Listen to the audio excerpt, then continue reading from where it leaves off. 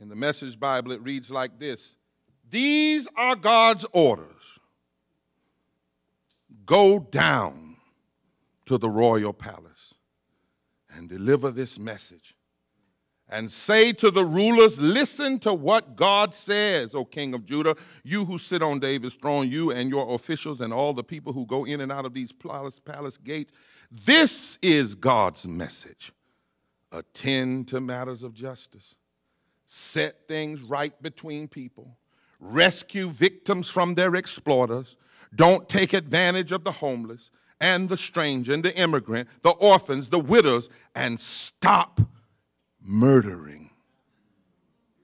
And if you obey these commands, then kings who follow in the line of David will continue to go in and out of this palace gates mounted on horses and riding in chariots, they and their officials and the citizens of Judah. But if you don't obey these commands, then I swear, God says, this place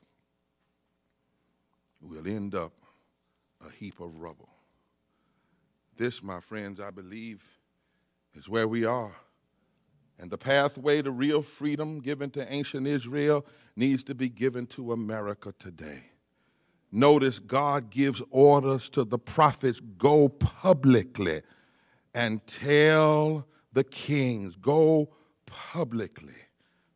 The first pathway to freedom is not voting. I know y'all gonna get mad, but hear me.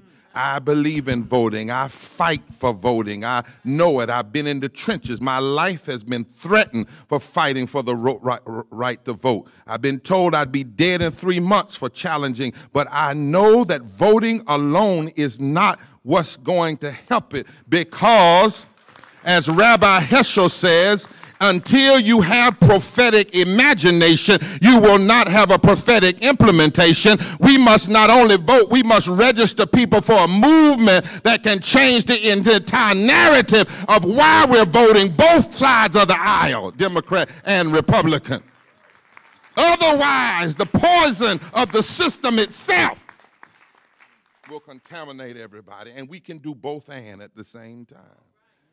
The first pathway to freedom is to take an unyielding freedom and justice message directly to the seats of power. Look at this text. Apply it to the 21st century. Don't send a letter. Don't send another damn tweet. Don't send an email. Don't send a nice prayer. Don't have a service away from the White House. No, God's orders to us, the prophetic remnant, is to go down to the king's palace and interrupt what's going on with a message of freedom and justice. And if we don't want to do that, we don't really want freedom.